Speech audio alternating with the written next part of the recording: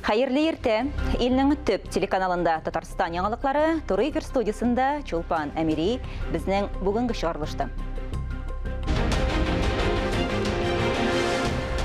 Көн багыш игү отышлы. Буа районы крестьян фермер хуҗалыкларыннан безнең репортаж.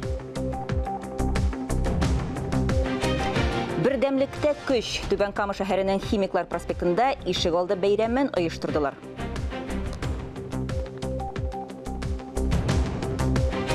Мәшһүр җырчы истәлегенә 15 октябрьдә Илһам Шакировның каберенә таш куела.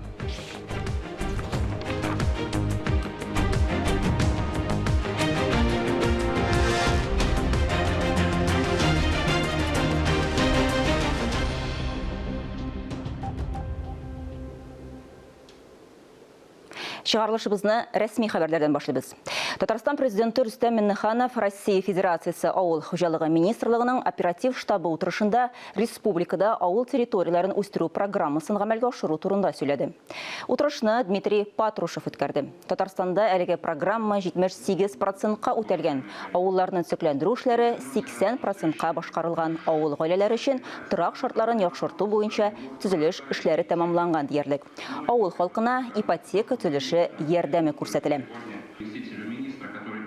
В рамках заседания Госсовета 28 числа я, как руководитель рабочей группы по строительству ЖКХ и городской среде, обратился к президенту нашей страны Владимиру Путину и выразил мнение региона о необходимости увеличения финансирования по сельской ипотеке, в том числе за счет перераспределения неосвоенных средств по другим проектам.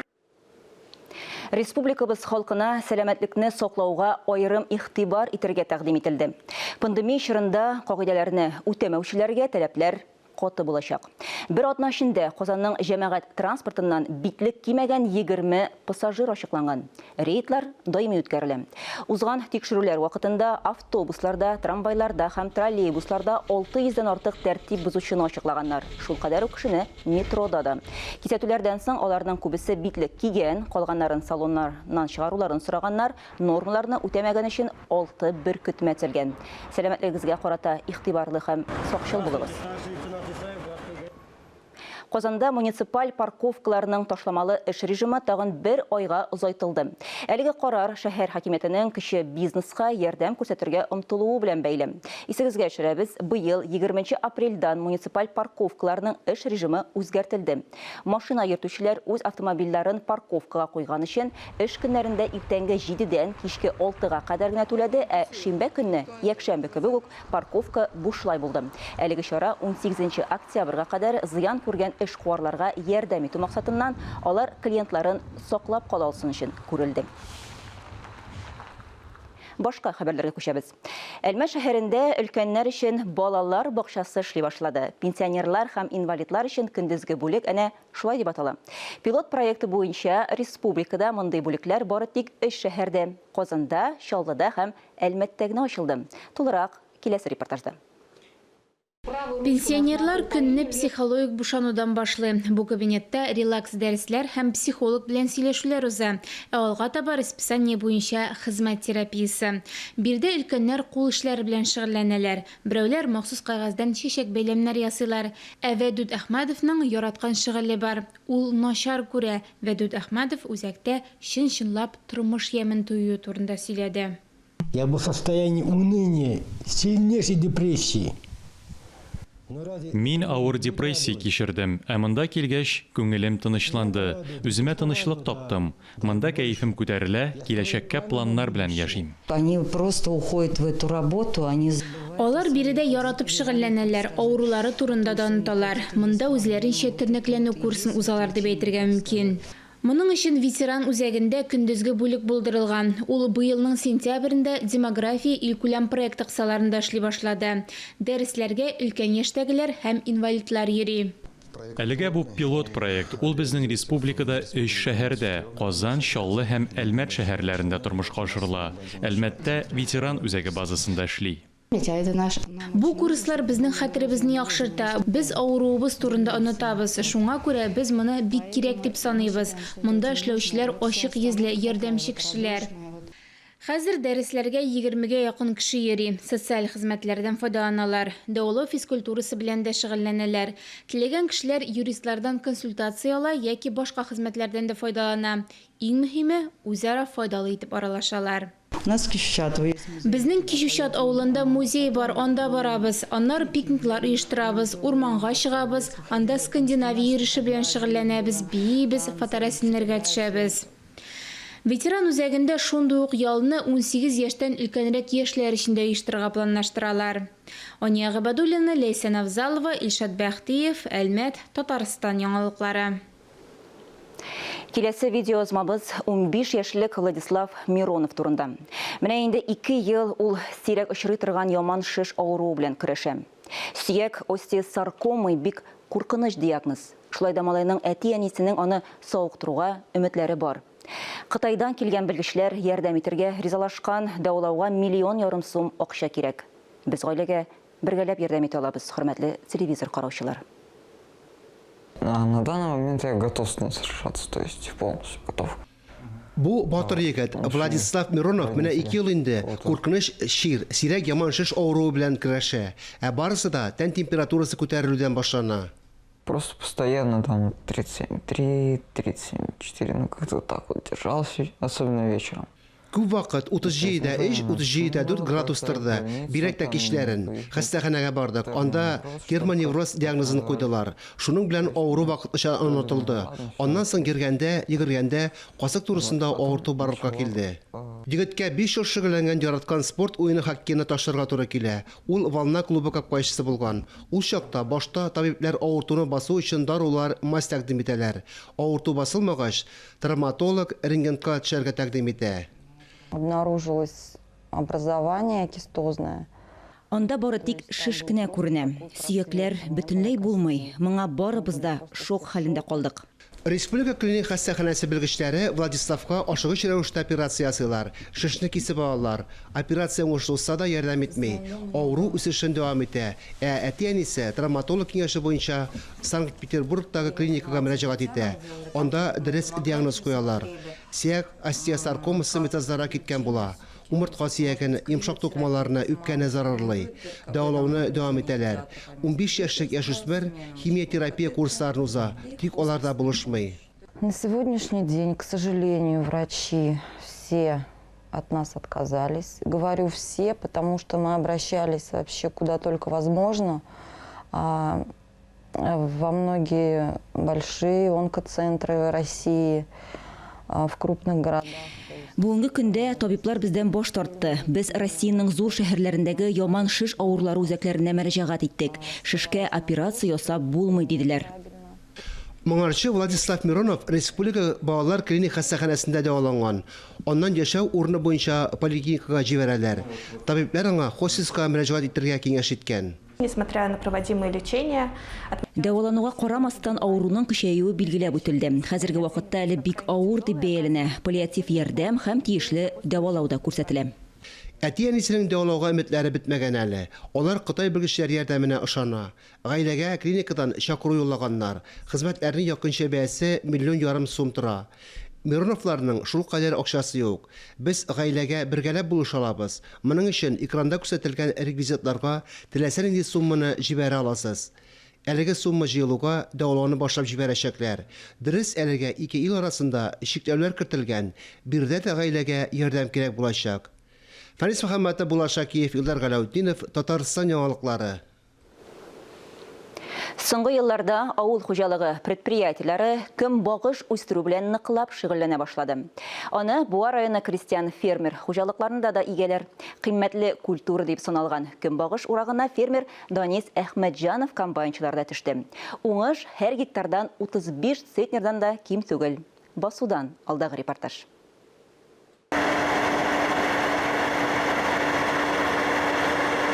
Комбайнчылар әлегә кадәр бөртеклеләрне җыеп алсалар, хәзер көнбагыш сугуга керешкәннәр.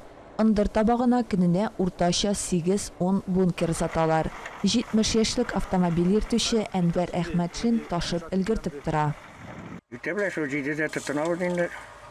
Моны җүешләр төшкәнчә җөрибез инде. Бүген салкына, бүген җүеш төшмәс. Шул алтыда караңгылана башлый инде. Данис Әхмәтҗанов крестьян фермер хуҗалыгында арпа, быдай, шигендер игәләр. Аларын инде суктырып амбарларга салганнар, шигендерне тапшырып бетергәннәр. Узган ел көнбагыштан яхшы уңыш чыгач, быел гектар санында зурайтканнар. Әргә туры эшләдек. Игеннәр белән, шигендер белән, аның белән генә барып булмый. Төрле культуралар белән эшләргә кирәк. Потому что игеннәр уже августта игелеп бетә. Комбайннар уже кайтып баса, кешеләргә эш була. Көнбагыш игү булмый, соңгы культура. Октябрьдә була мыни, быел Аллага шөкер, погодалар яхшы. Погода бирмәгән булса инде, ноябрьдә, декабрьдә сугып була. Шуңа күрә круглый ел эш бар дип әйтергә була. Көнбагышны фермер икенче ел чәчә. Яңа культураны игү өчен аның технологиясын өйрәнергә, комбайннарга ургычларны да үзгәртеп кырырга туры килгән.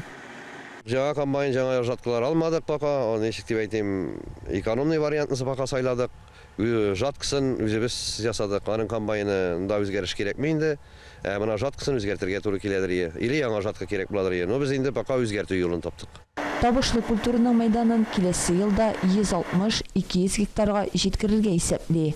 Алсу Сәмигуллина, Вакил Камалетдинов, Татарстан яңалыклары. Түбән Кама шәһәренең Химиклар проспектындагы 50-нче йортта яшәүчеләр ишек алды бәйрәмен оештырдылар. Аларның әйтүенчә, ишек аллары совет заманындагы кебек, ягъни күршеләр бер-берсен исемләп беләләр, дус, тату булып, ярдәмләшеп яшиләр. Шунсы да сөенечле, Химиклар проспектындагы 50-нче йорт безнең ишек алды программасына кергән. Биредә ремонт эшләре әле дәвам итә. Зур Казанда таҗикча пешерелгән пылау. Аны Химиклар проспектының 50-нче йорт яшәүчесе Нурзулло Назиров пешергән. Кайнар, хуш исле ризык аша ир-ат күршеләренә булган хөрмәтен белдерә. Әлеге табыны да Химиклар проспектының 50-нче йорт яшәүчеләре үз көчләре белән коралар. Һәрбер кеше шундый матур, тәмле ризык әзерләп чыга. Йорт яшәүчеләренең төп горурлыгы үзара яхшы мөнәсәбәттә булулары. Төрле милләт, төрле буын вәкилләре бер түбә астында тату гомер итәләр.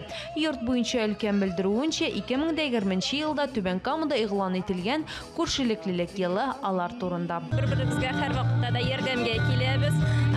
Ишек алдында да без очрашканда бер кайчан да киреп китмибез, күрешеп, исәнләшеп, хәл-ахваллар белешеп кирергә тырышабыз. Һәм шуңа күрә bütün менә шушы пандемиялар булгачында бит инде кешеләрнең, өлкәннәрнең дә күңелләрен күрер өчен шундый бәйрәм оештырырга булдык. Ишек алды бәйрәмендә һәркем рәхәтләнеп күңел ача. Әйтергә кирәк, аларның кәефе күтәренке булуының тагын бер сәбәбе йорт ишек алдын сөкләндерүләре. Безнең ишек алды программасы кысаларында биредә ремонт эшләре әле дәвам итәчәк. Рошния Сибатова, Булат Абдельманов, яңалыклар. Казанда бу елның 9 айында 10 меңгә якын кеше эшкә урнаштырылган. Шәһәрнең мәшгульлек үзәкләренә халыкның мөрәҗәгать итүләре сизелерлек арткан.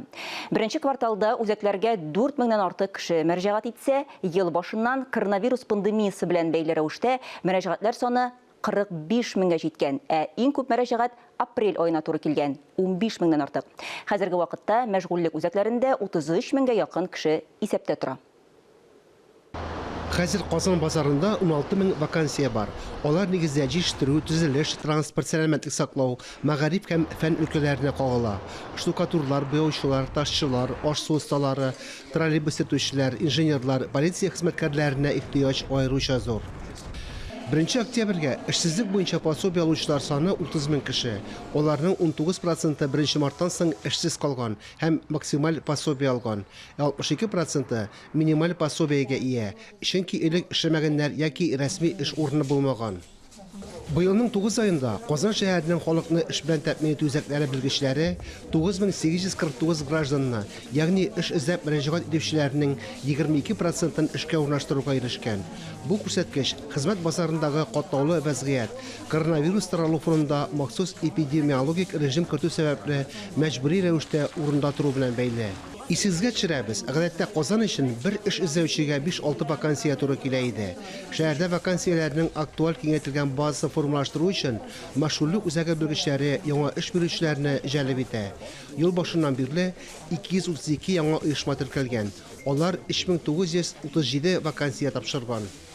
542 кеше шәһәрнең мәшгульлек хезмәте ярдәме белән өстәмә һөнәри белем алган. 196 эш эзләүчегә эшкә урнашырга ярдәм иткәннәр. Моннан тыш, Казанда вакансияләр ярминкәләре һәм эш бирүчеләр көннәре оештырылды.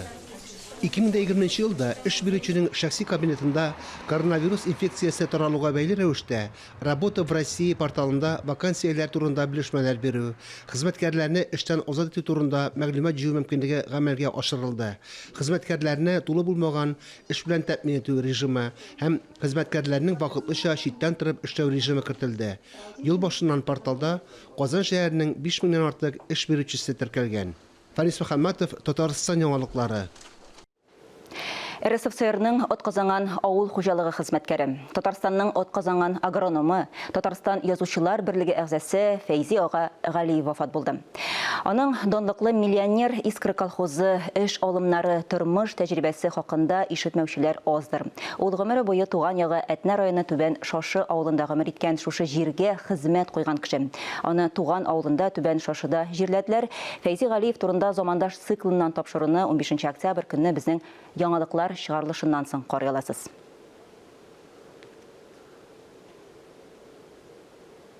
15 октябрьдә көндезге сәгать 1-дә халкыбызның легендар җырчысы Илһам Шакировның каберенә таш куела. Ташны скульптор Фәнил Вәлиуллин ясады. Җырчының кабере Казанның Яңа Татар бистәсе зиратында төп аллеяда урнашкан. Илһам Шакировны искә алу, дугалар уку белән үрелеп барачак мәрәсимдә күренекле дәүләт эшлеклеләре, дин әһелләре, татар филармониясе артистлары һәм хезмәткәрләре, җырчының сәхнәдәшләре, театр артистлары һәм язучылар катнашуы көтелә.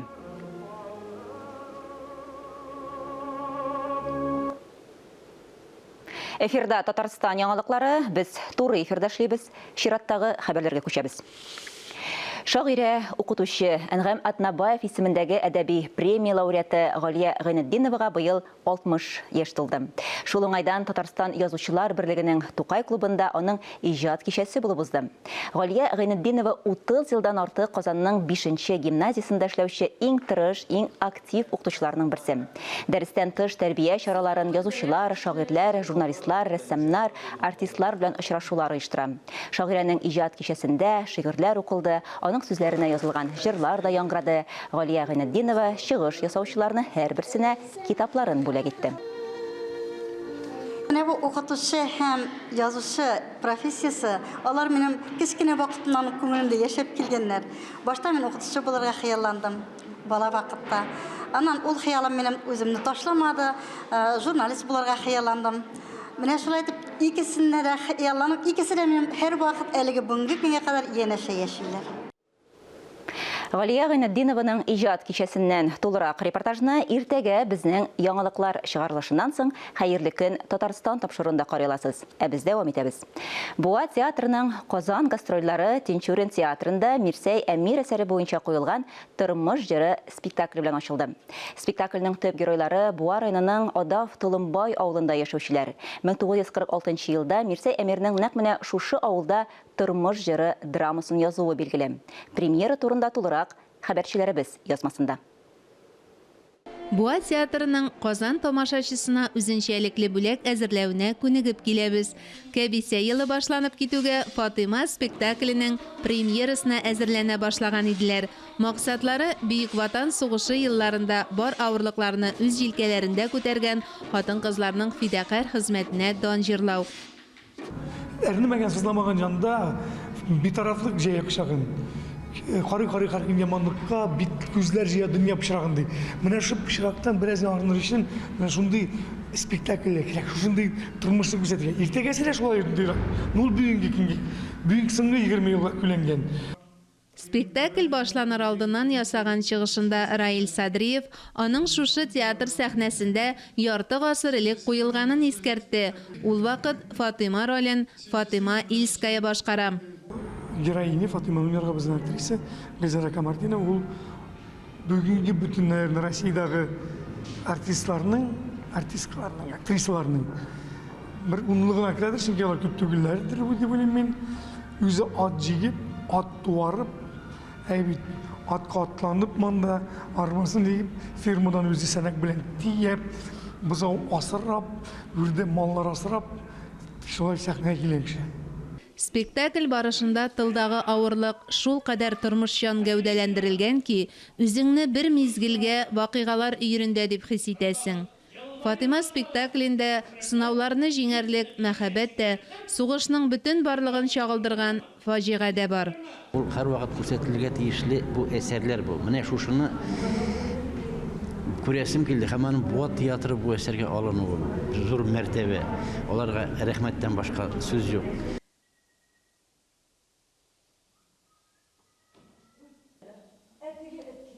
Буада беренче тапкыр күрсәткәннән соң кабул ителмәгән спектакльне Казан тамашачысы киресенчә бик ошатты.